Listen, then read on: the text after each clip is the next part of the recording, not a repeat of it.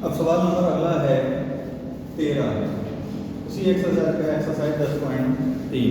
इस एक्सरसाइज से बोर्ड में जरूर आता है एग्जाम, ठीक है।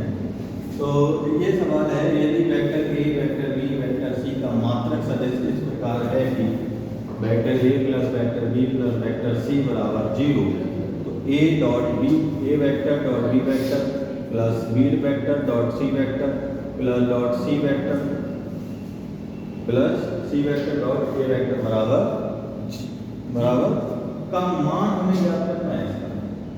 इसका मान हमें याद करना है, इसका मान याद करना है कि ये इसके बराबर कितना आएगा। अब चूंकि हमें दिया है, देखो वेक्टर ए मात्रक सदिश, वेक्टर बी भी मात्रक सदिश है, वेक्टर सी भी मात्रक सदिश है, तो वेक्टर ए कितना हो जाएगा, हमारा 1 हो जाएगा। वेक्टर बी का मतलब परिमाण, इसका भी परिमाण 1 हो जाएगा और इसका भी परिमाण 1 हो जाएगा, ठीक है। अंदर है लाइट अंदर। अब क्या करेंगे, इस वाली इक्वेशन को उठाएंगे, इस वाली इक्वेशन को, तो A vector plus B vector plus C vector बराबर 0। अब हमने जैसे बीजगणित कभी पढ़ा था कि A plus B plus C बराबर 0, तो A B plus B C plus C B के लिए इसका क्या करते थे, स्क्वायर कर दिया करते थे दोनों। अब इसका स्क्वायर इधर करने से कोई फायदा नहीं, अब इधर हम स्क्वायर तो नहीं कर सकते, बट इसी से गुणा कर सकते हैं, डॉट प्रोडक्ट।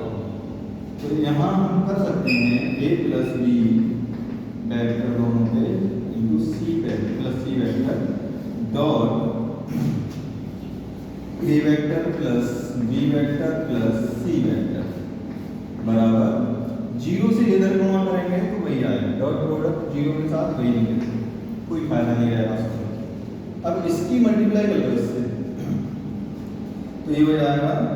अब इसको हम खोल लेंगे ए प्लस बी प्लस सी के होल स्क्वायर की तरह खोल लेंगे इसको, तो ये हो जाएगा A dot A plus B dot B plus C dot C plus 2 A dot B plus 2 B dot C plus 2 C dot A बराबर 0। इसको लिख सकते हैं मॉड ए का स्क्वायर प्लस मॉड बी का स्क्वायर प्लस मॉड सी का square.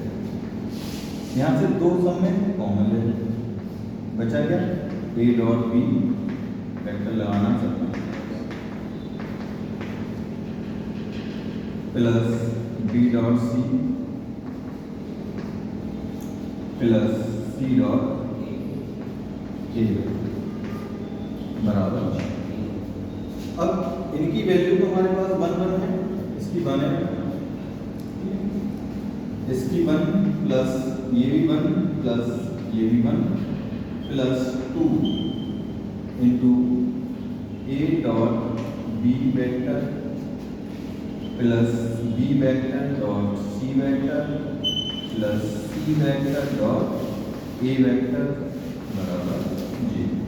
ये 1 plus 1 ये 3 हो गए, 3 उधर गए हैं तो माइनस के 3 हो जाएंगे, 2 into A vector dot B vector plus B vector dot C vector plus C vector dot A vector बराबर माइनस का 3।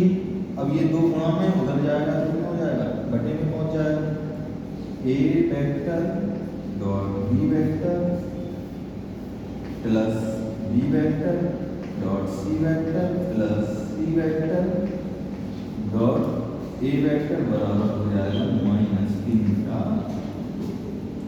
तो इसका जो मान आया वो कितना आया हमारे पास 3/2। इसकी वैल्यू निकालनी थी और इसकी वैल्यू हमें प्राप्त हो चुकी है -3/2। इसको नोट डाउन कर लो आप।